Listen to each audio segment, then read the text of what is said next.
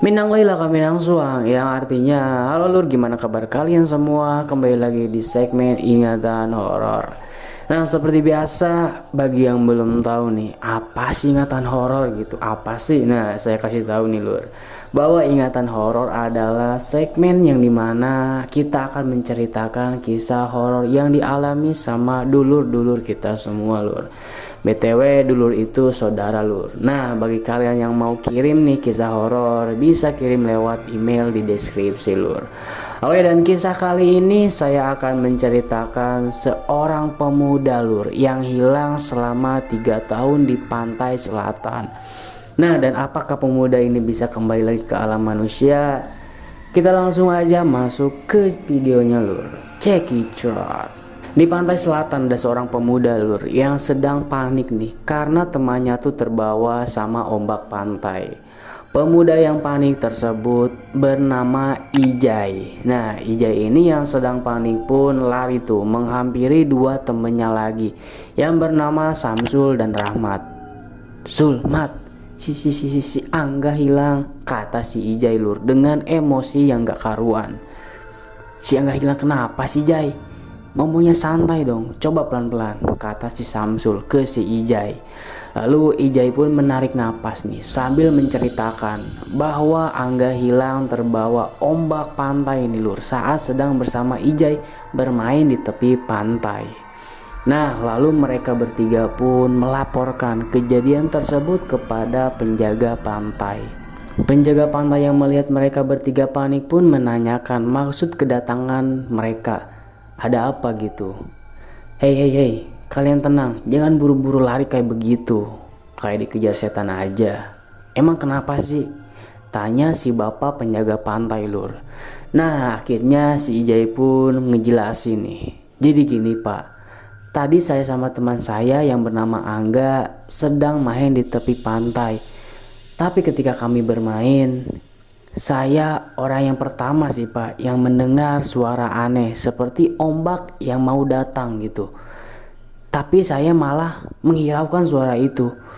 Dan akhirnya setelah beberapa menit ombak pun datang pak. Nah, lalu ketika saya memanggil si Angga, dia malah terdiam kaku melihat ke arah pantai. Saya pun menarik tangan dia sambil menghindari ombak tersebut. Tapi setelah saya menjauh dan menoleh ke belakang, ternyata yang saya tarik hanya ranting pohon, bukan teman saya pak. Nah, mendengar penjelasan Ijai, si bapak penjaga pantai pun langsung tuh mengerahkan beberapa temannya lur untuk mencari Angga yang sedang hilang. Tapi setelah beberapa jam mencari, hasilnya nihil. Dan kemudian si bapak penjaga pantai pun meminta tolong kepada pihak kepolisian. Nah, lalu pihak kepolisian pun datang tuh membawa tim SAR. Tapi nih tetap aja apa yang dilakukan polisi dan tim SAR masih tidak membuahkan hasil. Lalu pada azan maghrib pencarian pun dihentikan lur. Lalu pak polisi pun mengantar tuh Ijai, Samsul dan Rahmat untuk memberitahukan orang tua Rangga bahwa anaknya hilang. Nah, kemudian setelah sampai di rumah orang tua Rangga, Ijai, Rahmat dan Samsul terlihat hanya terdiam kaku gitu, nggak gerak sedikit pun, panik, tidak bisa menjelaskan tentang kehilangan Rangga. Lalu ketika saat suasana hening, Bapak Rangga pun mencairkan suasana. Itu kopinya diminum dulu, takut keburu dingin," ucap Bapak Rangga. Lalu Ijai pun menatap Pak Polisi. Lalu akhirnya Pak Polisi pun menjelaskan tuh kronologi yang terjadi tentang hilangnya Rangga. Jadi gini Pak, Bu, anak Bapak yang bernama Rangga hilang saat bermain di pantai selatan tadi dengan anak-anak ini, teman-temannya. Dan kami pun sudah berusaha mencari, tapi hasilnya nihil. Dan karena sekarang sudah masuk malam hari, kami akan melanjutkan pencarian pada besok pagi Pak Bu.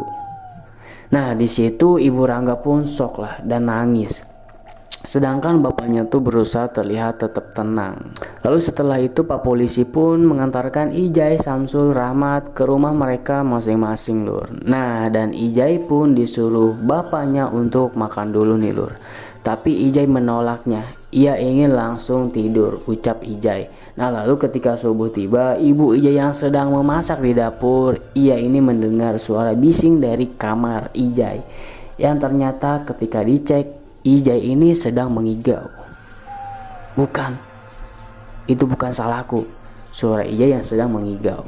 Nah lalu ibunya Ijai yang melihat anaknya sangat aneh, ia pun memanggil bapak Ijai. Lalu bapak Ijai pun datang, Lur.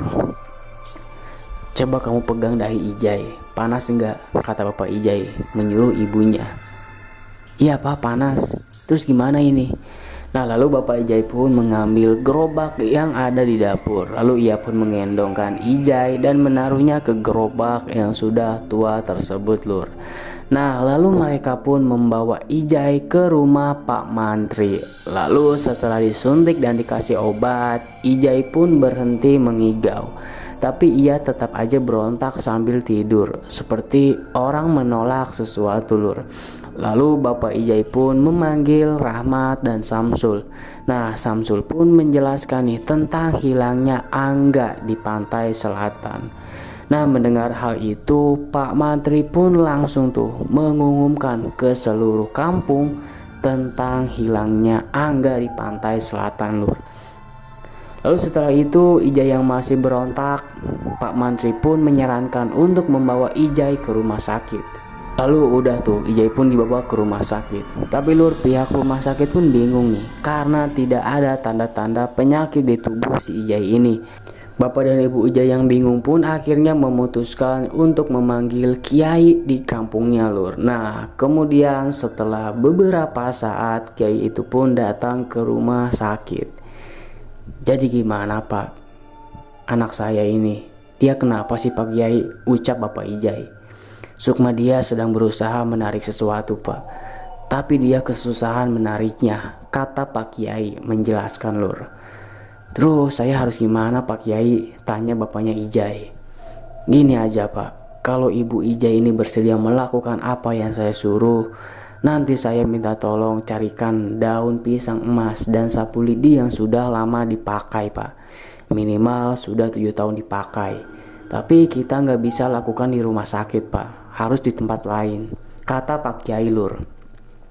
Nah setelah mendengar penjelasan Pak Kiai, ibu Ijai pun bersedia tuh untuk menurutinya. Nah lalu mereka pun membawa Ijai pulang ke rumah. Lalu setelah sampai di rumah dan saat itu sedang azan maghrib, Lur, Pak Kiai pun akhirnya menyuruh ibu Ijai untuk duduk di lawang pintu sambil duduk beralaskan daun pisang emas nih, pisang yang tadi, Lur. Nah dan Pak Kiai memberikan larangan ke ibu Ijai untuk jangan sampai tertidur. Nah sedangkan Samsul dan Rahmat mereka menjaga Ijai di kamarnya, Lur. Lalu Pak Kiai dan Bapak Ijai duduk di luar teras rumah. Pak Kiai pun terus berdoa, Lur, sambil memegang tasbihnya hingga azan subuh pun tiba. Dan tiba-tiba, Lur, terdengar suara heboh dari kamar. Pak Kiai dan Bapak Ijai pun langsung tuh memeriksanya. Dan kagetnya Pak Kiai, Lur, ketika melihat ibu Ijai ini yang tertidur. Tapi karena di kamar sedang heboh, Pak Kiai pun dan Bapak Ijai langsung tuh lari ke kamar memeriksanya. Dan kagetnya mereka karena ternyata, Lur, suara heboh tadi ialah suara Samsul dan Rahmat yang panik karena setelah mereka bangun, Ijai tiba-tiba menghilang. Dan ketika mereka panik kehilangan Ijai, mereka tuh nggak sadar, Lur, bahwa ibu Ijai yang sedang di lawang pintu tertidur.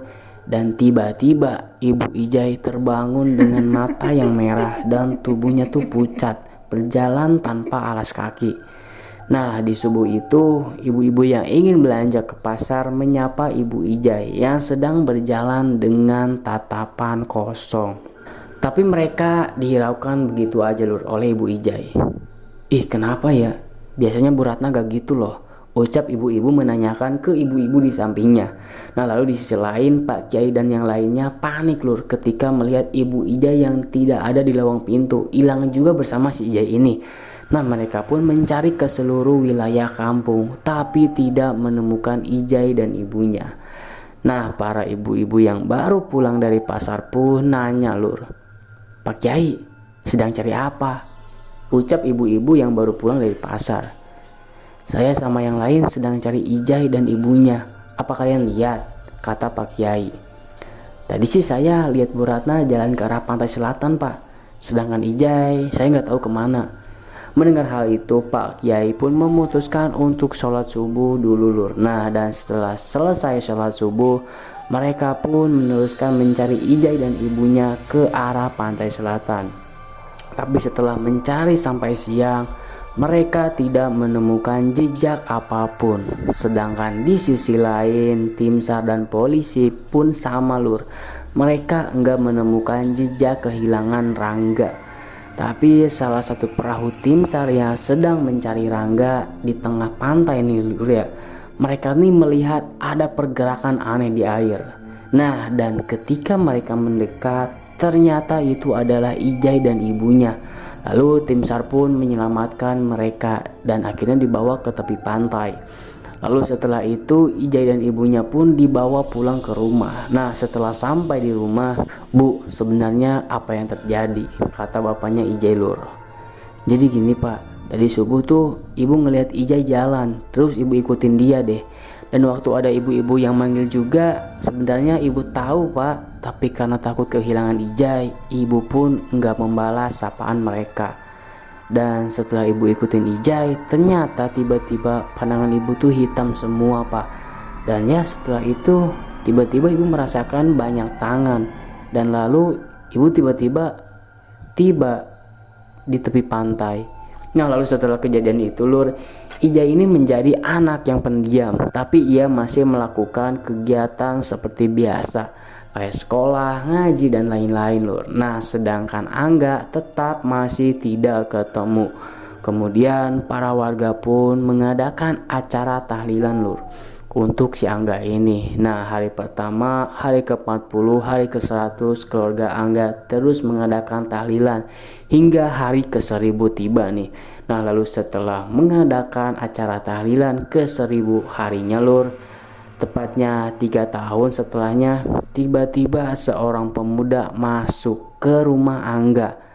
Nah, di halaman depan ada Samsul dan Rahmat yang sedang main di rumah Angga. Karena semenjak Angga meninggal nih, Samsul dan Rahmat tuh menjadi sangat-sangat dekat, Lur, dengan keluarga Angga ini. Nah, di sini, Lur, yang bikin merindingnya, Samsul dan Rahmat tubuhnya tuh kaku melihat pemuda tersebut. Dan pemuda itu pun melewati Samsul dan Rahmat. Kemudian pemuda itu pun masuk dan bertemu orang tua Angga. "Pak, Bu, ini aku Angga," ucap pria tersebut. Ibunya pun langsung panik lah, gak percaya, Lur. "Gak mungkin itu, Angga sudah meninggal 3 tahun yang lalu," ucap ibunya, Lur. "Ini benar Angga, Bu. Lihat, kaki aku aja masih dinapakin di tanah. Jadi gini, Bu, waktu itu aku tiba-tiba dibawa oleh sesuatu. Kemudian aku di alam itu diajak ke beberapa desa. Lalu aku pun kerja di sana. Jadi gitu, Pak, Bu. Jadi Lur, si Angga ini di alam sana tuh nggak makan apapun. Jadi setiap ditawarin dia ini selalu nolak. Nah, dan karena si Angga ini pakai jam tangan ya, dia ini sadar, Lur, bahwa kalau di alam sana dia hanya 1 bulan hilang.